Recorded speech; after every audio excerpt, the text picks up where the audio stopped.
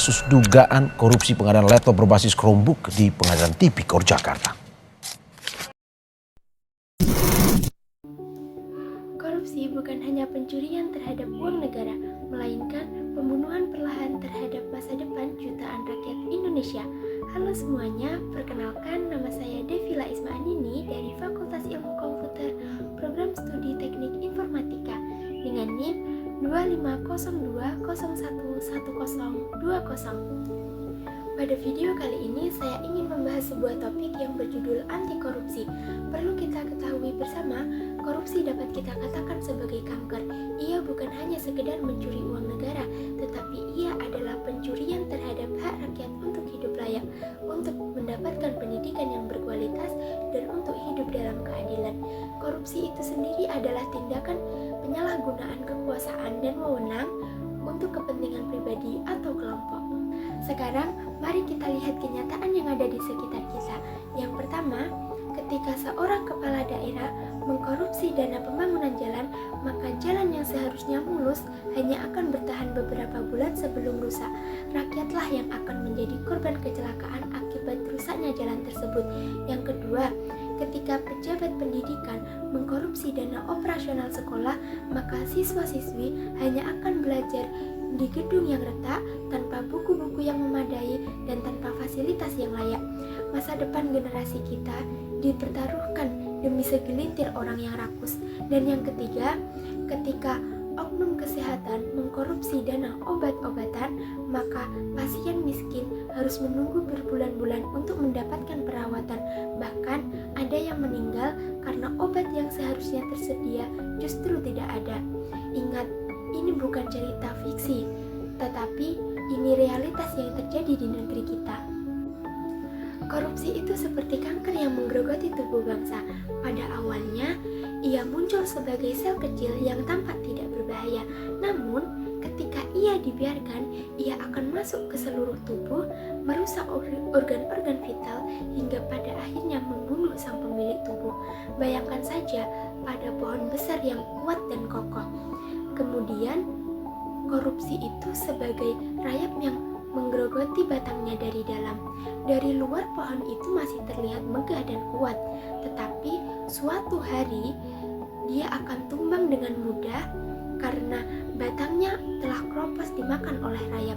Itulah yang terjadi pada bangsa kita yang membiarkan korupsi terus berkembang biak. Saya ingin mengutip perkataan dari almarhum Bapak Proklamator Bung Hatta yang pernah berkata, korupsi adalah musuh utama kemajuan bangsa. Ia lebih berbahaya dari penjajahan karena ia menghancurkan dari dalam. Ketua KPK pernah menyampaikan kesaksian yang menggetarkan hati. Ia bercerita tentang seorang ibu yang masuk ke dalam kantornya sambil menangis. Sang ibu berkata, "Pak, suami saya meninggal karena tidak ada obat di puskesmas. Padahal kata dokter, obat itu seharusnya ada. Terus kemana perginya obat untuk rakyat miskin seperti kami?" Ini kesaksian nyata. Ini adalah suara rakyat yang menjadi korban. Mereka tidak bisa bersuara keras, tetapi penderitaan mereka itu nyata dan mengoyak nurani kita. Di sini izinkan saya menyampaikan fakta-fakta yang mengejutkan. Menurut data Transparansi Internasional, Indonesia menempati peringkat yang masih memprihatinkan dalam indeks persepsi korupsi. Artinya, kita masih di bawah negara-negara tetangga seperti Singapura, Malaysia, dan Brunei. Indonesia Corruption Watch juga mencatat bahwa kerugian negara akibat korupsi mencapai triliunan rupiah di setiap tahunnya. Bayangkan saja, uang triliunan rupiah itu bisa digunakan untuk membangun ribuan sekolah, rumah sakit, jalan, ataupun fasilitas lainnya. Dan KPK juga mencatat bahwa dalam 5 tahun terakhir, ratusan kepala daerah terjerat dalam kasus korupsi. Sektor yang paling rentan adalah pengadaan barang dan jasa, perizinan, serta anggaran daerah. Lebih menyedihkannya lagi yaitu survei menunjukkan bahwa banyak masyarakat yang menganggap suap sebagai hal yang wajar dalam urusan pelayanan publik. Hal ini membuktikan bahwa korupsi telah mengakar pada budaya kita. Perlu saya tegaskan kembali, korupsi adalah pencurian terhadap hak rakyat untuk hidup sejahtera, dan korupsi adalah pembunuhan terhadap masa depan anak-anak bangsa, dan korupsi juga pengkhianatan terhadap amanah rakyat dan sampah jabatan.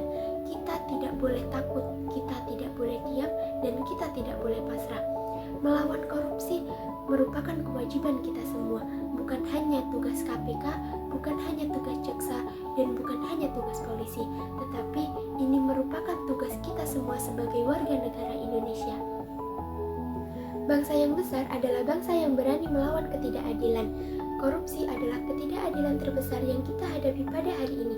Mari kita mulai dari diri kita sendiri, dari keluarga kita, dan dari lingkungan sekitar kita. Tolak semua suap dalam bentuk apapun dan laporkan setiap tindakan korupsi yang kita ketahui. Indonesia bebas dari korupsi bukan lagi mimpi ketika kita ingin bersatu dan berkomitmen untuk mewujudkannya. Ingat, korupsi dimulai dari hal terkecil yang kita anggap wajar. Jangan biarkan ia berkembang. Mari kita satukan tekad dan langkah untuk mewujudkan Indonesia yang lebih bersih, lebih adil, dan lebih sejahtera untuk kita semua. Bersama kita bisa, bersama kita berantas korupsi. Mungkin itulah video pidato dari saya ucapkan terima kasih.